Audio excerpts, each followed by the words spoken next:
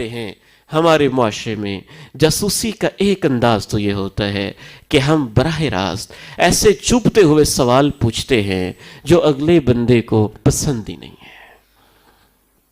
رشتہ آیا تھا، واپس کیوں ہو گیا تھا؟ تمہاری بیٹی میں کیا مسئلہ تھا؟ طلاق کیوں ہو گئی تھی؟ منگنی کیوں ٹوٹ گئی تھی؟ وہ کیا مسئلہ ہوا تھا؟ بس یوں ہی چسکے لینا، یہ چسکے لوگوں کے زخموں پہ نمک چھڑک دیتے ہیں، ان کے زخموں کو ہرا بھرا کر دیتے ہیں۔ آپ تنہائیوں میں دعائیں کریں، اللہ ہماری بیٹیوں کو محفوظ رکھے۔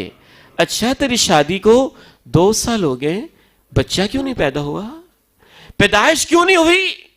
اور یہ مشاہدات وہ ہیں جو آنکھوں دیکھے اور کانوں سنے ہیں۔ میں اس بہن بیٹی کو آج تک نہیں بھولتا جو ہمارے گھر میں ایک دفعہ مہمان کے طور پہ آئی اور دوبارہ کبھی نہ آئی۔ پوچھا کیا وجہ ہے؟ کہنے لگی میں آپ کے گھر گئی، پتہ نہیں وہ کون سی خاتون تھی، آتے ہی اس نے مجھ سے سوال یہ پوچھا تھا، سنا ہے تجھے طلاق ہوئی ہے، کیوں ہوئی تھی؟ پہلی ملاقات اور اتنا عجیب سوال۔ آپ لوگوں کے زخموں پہ کیوں نمک چھڑکتے ہیں؟ آپ ان سے ایسے سوال کیوں پوچھتے ہیں جو ان کو بتانا اچھا نہیں لگتا ہے؟ ایک نوجوان مجھے ملا، عرض کرنے لگا، آنکھوں میں آنسو لے کے کہتا ہے دعا کریں اللہ مجھے اولاد دے دے، اللہ مجھے اولاد دے دے۔ میں اتنا پریشان اس بات سے نہیں ہوں کہ میرے پاس اولاد نہیں، جتنا میں لوگوں کے سوالوں سے پریشان ہوں کہ کیوں اولاد نہیں ہوئی ہے؟ 5 سال ہو گئے، 6 سال ہو گئے، 10 سال ہو گئے، 1 سال ہو گئے۔ آپ کو کیا ان سوالوں سے غرض ہے؟ آپ کیوں پردے چاک کرنا چاہتے ہیں؟ آپ کیوں زخموں پہ نمک چھڑکنا چاہتے ہیں؟ آپ مرہم نہیں رکھ سکتے، دلاسا نہیں دے سکتے، حوصلہ نہیں دے سکتے، تو اذیت ناک سوال کیوں کر رہے ہیں؟ یہ پردہ چاک کرنے ہی کا ایک انداز ہوتا ہے۔ اچھا تمہاری تنخواہ کتنی ہے؟ کتنی آمدن ہو جاتی ہے؟ روزانہ کتنے کما لیتے ہو؟ کتنے پیسے ملتے ہیں؟ کیا ہو رہا ہے، کیا نہیں ہو رہا؟ اس طرح کے سوالات، وہ تمام سوالات جو کوئی انسان دوسروں کو نہیں بتانا چاہتا، ہمیں پتہ ہوتا ہے، ہمیں پتہ ہوتا ہے، ہم پھر بھی پوچھ رہے ہوتے ہیں اور اس کو تنگ کر رہے ہوتے ہیں۔ یا معشر من آمن بلسانی، اے وہ لوگو جو اپنی زبان سے دعوی ایمان کرتے ہو، ولم یفضل ایمان الی قلبی، ایمان ان کے دلوں میں نہیں پہنچا ہوا، لا تؤذوا المسلمین، مسلمانوں کو تکلیف نہ دیا کرو، مسلمانوں کو اذیت نہ دیا کرو، مسلمانوں کو تکلیف نہ پہنچایا کرو، اور ان کی پردے کی چیزوں کی تلاش اور ٹوبے نہ رہا کرو۔ جاسوسی کا ایک اور انداز یہ ہوتا ہے کہ ہم بعض دفعہ جاسوسی کرواتے ہیں معصوم بچوں سے۔ معصوم بچوں کو جب ہم اس چیز کے اندر انوالو کر لیتے ہیں تو ایسا انسان اتنا ظالم ہوتا ہے، صرف یہی نہیں کہ وہ جاسوسی کا مرتکب ہو رہا ہے، وہ بچوں کے خوبصورت مستقبل کو تباہ و برباد کر رہا ہے۔ یہ جو گھروں کے اندر سیاستیں چلتی ہیں، بعض دیہاتوں میں، گاؤں میں، شہروں میں، اداروں میں، دفاتر میں، پلازوں میں، مارکیٹوں میں، بازاروں میں، اس کا ایک گھناؤنا انداز یہ ہوتا ہے جاسوسی کا۔ معصوم بچوں سے پوچھا جاتا ہے تمہارے ابو کیا کرتے ہیں، تمہاری ماما کیا کرتی ہیں، تمہاری بہنیں کیا کرتی ہیں، تمہارا بھائی کیا کرتا ہے، گھر میں لڑائی تو نہیں ہوتی، گھر میں یہ تو نہیں ہوتا، گھر میں وہ تو نہیں ہوتا۔ کبھی عورتوں کے ذریعے سے جاسوسی کروائی جاتی ہے، اپنے گھر کی عورتوں کو بھیج کے دوسرے گھر کی عورتوں کے راز معلوم کرنے کی کوشش کرنا، یہ بھی ایک بدترین انداز ہوتا ہے جاسوسی کا جو ہمارے معاشرے میں اپنایا جاتا ہے۔ کبھی ملازموں اور خادماؤں کے ذریعے اور ماتحت لوگوں کے ذریعے جاسوسی کروائی جاتی ہے۔ ملازم سے پوچھتے ہیں تمہارا مالک کیا کرتا ہے، کیسے سلوک کرتا ہے، کیا کھلاتا ہے، کیا پلاتا ہے، کیسے رکھتا ہے، کیا دیتا ہے، کیا نہیں دیتا۔ ملازمین کے ذریعے، ماتحت لوگوں کے ذریعے کبھی ہم جاسوسی کرواتے ہیں، ہمسایوں کے ذریعے، پڑوسیوں کے ذریعے، ان کے ذریعے سے اور ان کے توسط سے اندر کے حالات کی ٹو کرنے کی کوشش کرتے ہیں۔ براہ راست غلط سوال پوچھ کے اور کبھی کسی ذریعے سے جاسوسی کا ایک بدترین انداز کبھی کبھی یہ بھی ہوتا ہے، دروازوں سے جھانکنا، چھتوں سے جھانکنا، ونڈو سے جھانکنا، کان لگانا اور یوں محسوس کروانا کہ بندہ سویا ہوا ہے، اسے تو کوئی خبر نہیں ہے، لیکن باتوں کو سنتے رہنا، دیواروں کی اوٹ میں جاسوسیاں کرنا کتنا خطرناک جرم ہے۔ رسول اللہ صلی اللہ علیہ وسلم صحیح بخاری میں ارشاد فرماتے ہیں، من استمع الى حدیث قوم وهم له کارہون، جس نے کسی گروہ کی بات سنی اور وہ نہیں چاہتے تھے کہ یہ ہماری بات سنیں، تو بندے گفتگو کر رہے ہیں، آپ پڑوس میں جا کے بیٹھ گئے، سنیں کیا کہہ رہے۔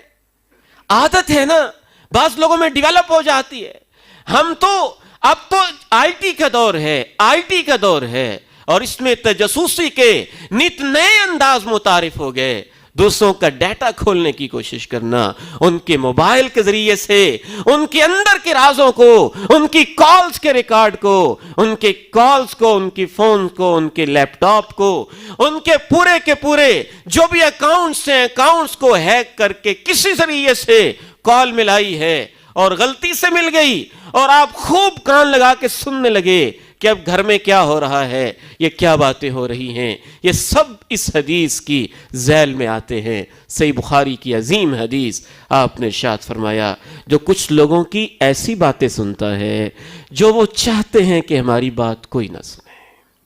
من استمع الى حدیث قوم وهم له کارہون، جو لوگوں کی ایسی بات سنے جو لوگ چاہتے ہیں کوئی نہ سنے، صب فی اذنیہ الآنک یوم القیامہ، کل قیامت کے دن ایسے جاسوس انسان کے کانوں میں اللہ سیسا پگھلا پگھلا کے ڈالیں گے۔ پورے کر لو اپنے شوق سننے کے، یہ جو تمہارے کان میری حدوں کو پھلانگتے تھے اور وہ باتیں سنتے تھے جو دوسرے نہیں سنانا چاہتے ہیں، جاسوسیاں کرتے تھے، اللہ کے نبی علیہ السلام کی کیا عظیم تعلیمات ہے، قرآن کتنی عظیم کتاب ہے، ہمارے رویے کیسے ہیں۔ کبھی جاسوسی کا انداز یہ بھی ہوتا ہے کہ لوگ براہ راست کسی کے وقت، کسی کے گھر میں ملاقات کے لیے وہ وقت منتخب کرتے ہیں جو افراتفری کا وقت ہو، تاکہ ان کے گھر میں جائیں اور گھر کے راز ہمیں معلوم ہو جائیں۔ میرے بھائیوں، گھر کے اندر کے معاملات تو خصوصاً اللہ اور اللہ کے رسول کی نگاہوں میں اتنے محترم ہیں کہ وہاں کا تو ہر معاملہ ہی پرائیویٹ ہوتا ہے، اور وہ بد تہذیب انسان ہوتا ہے جو دوسروں کے گھروں کے معاملات کو ٹٹولنے کی کوشش کرتا ہے، پرلے درجے کا احمق اور اخلاقیات سے گرا ہوا انسان ہوتا ہے۔ اللہ کے پیارے نبی علیہ السلام کی اگر میں وہ آپ کے سامنے احادیث رکھوں جو گھروں کی پرائیویسی کے متعلق ہیں تو اس کے اوپر ایک پورا لیکچر چاہیے ہوگا۔ سورہ نور کا بڑا اہم ترین حصہ یہ ہے کہ گھر کے رازوں کے کیا معاملات ہوتے ہیں۔ اللہ کے پیارے نبی علیہ السلام تشریف فرما ہیں، ایک صاحب ملنے آئے ہیں۔ اللہ کے پیارے نبی علیہ السلام کنگھی مبارک ہاتھ میں ہے، سر مبارک میں کھجا رہے ہیں، اور وہ یوں آپ کے حجرہ مبارک پہ جو دروازہ ہے اس کے اندر چھوٹا سا سوراخ ہے اور اس سے اندر جھانک رہا ہے۔ اللہ کے نبی علیہ السلام کو پتہ چل جاتا ہے، آپ کہتے ہیں اگر مجھے پہلے پتہ چل جاتا تم میری طرف میرے گھر میں جھانک کے دیکھ رہے ہو، میں اسی کنگھی کو تمہاری آنکھ میں مار کے تمہاری آنکھ ضائع کر دیتا۔ یہ صحیح بخاری کی حدیث ہے۔ گھروں کی پرائیویسیاں کیا ہوتی ہیں؟ اللہ کے بندو، یہ 4 منزلہ گھر کس لیے ہے اگر تم نے اندر ہی جھانکنا ہے؟ یہ بیڈ روم کس لیے ہیں اگر تم نے اندر کے راز فاش کرنے ہیں؟ یہ 4 دیواریاں کس لیے ہیں اگر تم نے ہر گھر کے اندر کی معلومات تک پہنچنے کی ناپاک کوششیں کرنی ہیں؟ یہ محلے کس لیے ہیں؟ یہ پرائیویسی کس لیے ہے؟ یہ ازدواجی معاملات کس لیے ہیں؟ یہ پردے کس لیے ہیں؟ یہ دیواریں کس لیے ہیں؟ یہ اتنے جتن اپنے گھر کے لیے کس لیے انسان کرتا ہے؟ اگر آپ نے اس کی پرائیویسی میں خلل انداز ہونا ہے اور اس کی نجی معاملات کو اور گھر کے معاملات کو بازاروں میں لے کے آنا ہے، میں بار بار کہتا ہوں اس سوشل میڈیا نے ہماری اخلاقیات کے جنازے نکال کے رکھ دیے ہیں، تباہ و برباد کر کے رکھ دیا ہے ہماری اخلاقیات کو۔ پتہ نہیں کیا ہو گیا لوگوں کو، ہر وقت سیلفیاں بن رہی ہیں۔ خود اب تو ہمیں اپنے بھی شاید ایسی عادت بن گئی ہے کہ ہم اپنے گھر کے معاملات بھی فیس بک پہ لا رہے، واٹس ایپ پہ لے رہے ہیں، یہ ہمارا ڈنر ہے، یہ ہمارا لنچ ہے، یہ ہمارا کھانا ہے، یہ ہم کھا رہے، یہ ہم کر رہے۔ کیسی فضول حرکتیں ہیں، حیران ہوتا ہوں دیکھ دیکھ کے۔ یہ جو ویڈیو ہے یہ تبلیغی مقصد کے لیے ہے کہ لوگوں تک بات پہنچ جائے، لیکن عجب معاملہ دیکھا ہے، تبلیغ کے بعد کھانے پہ بیٹھتے ہیں تو ہر چیز کا منظر، ہر چیز کو بس کیمرے کی آنکھ کے نیچے ہر چیز آنی چاہیے۔ اب کھانا کھا رہے ہیں، اب چائے پی رہے ہیں، اب یہ کھا رہے ہیں، اب یہ کر رہے ہیں، ہر چیز، ہر بات کی پرائیویسی ہوتی ہے۔ کسی وقت انسان کس حال میں ہوتا ہے، کسی وقت کس کیفیت میں ہوتا ہے، اور اس کیمرے اور موبائل نے تو آ کے ہماری ساری کی ساری پرائیویسی اور ہماری نجی زندگی کو ایسا اوپن اور تباہ و برباد کر کے رکھ دیا کہ اخلاقیات کے جنازے تک نکل کے رہ گئے۔ او میرے بھائیو، اللہ کا حکم ہے، ایمان والو بہت زیادہ گمانوں سے بچا کرو، جاسوسی نہ کیا کرو، بلکہ اللہ کے پیارے نبی علیہ السلام نے سنن نسائی میں یہاں تک ارشاد فرما دیا، جو شخص کسی کے گھر میں جھانک رہا ہو اور وہ گھر والے اس کی آنکھ کو پھوڑ دیں، فَفَقَعُوا عَيْنَهُ، وہ اس کی آنکھ کو پھوڑ دیں کہ ہمارے گھر میں کیوں جھانک رہے ہو، فَلَا دِيَةَ وَلَا قِصَاصَ، میں اللہ کا پیغمبر فیصلہ کرتا ہوں، ایسے انسان کی آنکھ ضائع ہو جائے تو نہ وہ قصاص لے سکتا ہے نہ دیت لے سکتا ہے۔ ایک آنکھ پھوڑنے کی دیت 50 اونٹ اللہ نے مقرر کی ہے۔ اتنی عظیم نعمت ہے آنکھ، لیکن وہ آنکھ جو جاسوس ہو جائے، جو لوگوں کے گھروں میں جھانکے، اندر ٹٹولے کے کیا ہو رہا ہے، اس طبیعت کو اللہ کے پیارے نبی نے اتنا ناپسند کیا کہ اسے گھروں کا تقدس کہیے کہ ایک قانون بنا دیا رہتی دنیا تک کے لیے۔